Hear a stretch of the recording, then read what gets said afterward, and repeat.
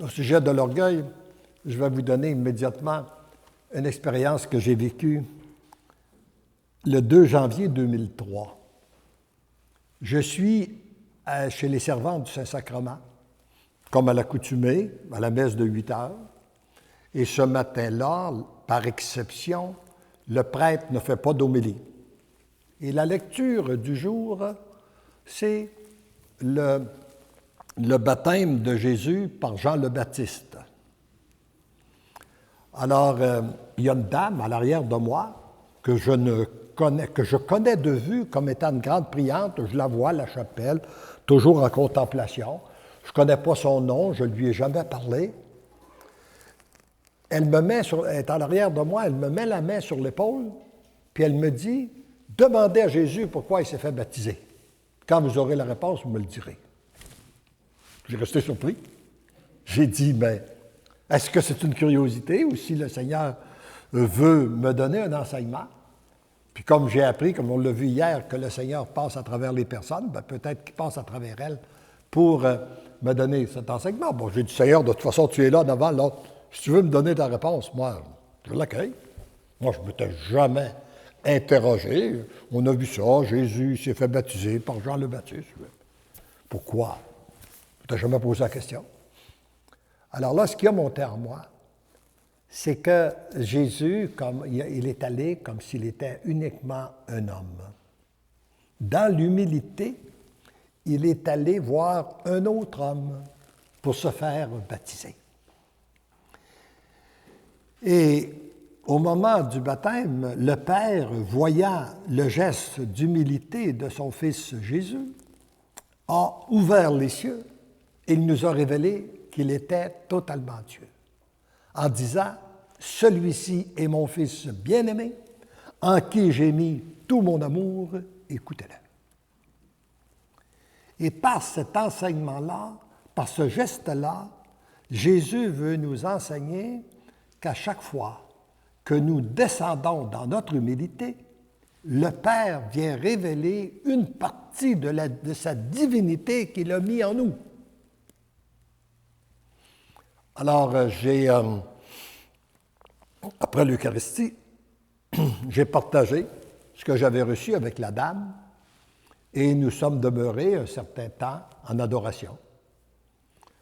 Quand j'ai venu pour quitter, elle était encore là. Probablement qu'elle était plus priante que moi. Mais elle m'a dit, ce que vous avez reçu, je veux vous confirmer que ça vient réellement de Dieu. Ah bon, ben, j'ai dit, il ne faudra pas que je le perde.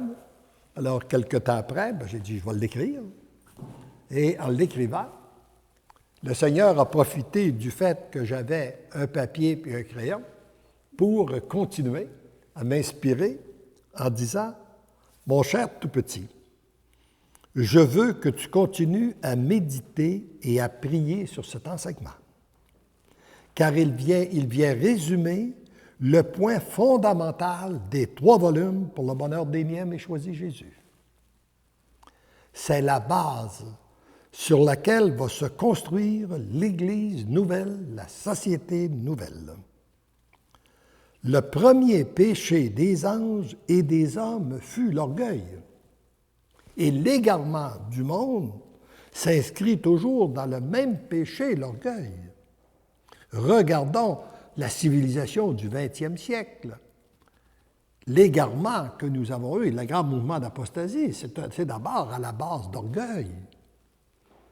Alors qu'on a cru que par notre savoir, notre intelligence, notre science, on n'avait plus besoin de Dieu. Alors qu'elle doit être au service de Dieu. Voyez-vous, encore une fois, et à chaque fois, c'est toujours par notre orgueil qu'on s'égare. Et c'est aussi à cause de notre orgueil que très souvent, nous souffrons.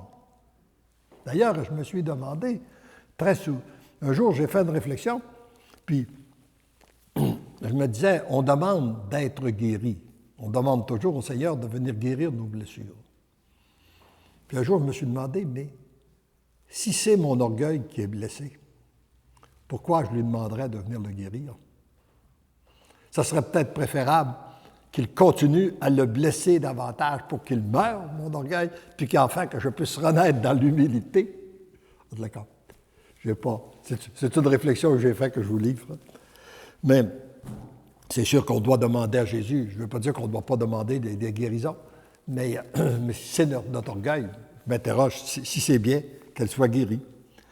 Alors, alors la civilisation de l'amour ne peut se construire que sur la base de l'humilité. C'est par l'humilité que les autres vertus prennent leur envol. De même que c'est par l'orgueil que le mal, sous toutes ses formes, est entré dans le monde. Vous qui êtes des choisis pour construire ce monde nouveau, vous devez remettre à la miséricorde du Père et porter au sacrement de réconciliation les multiples formes d'orgueil qui se manifestent en vous. Et elles sont nombreuses. On m'a dit en France, il y a sûrement autant de formes d'orgueil qu'il y a de sortes de fromages en France.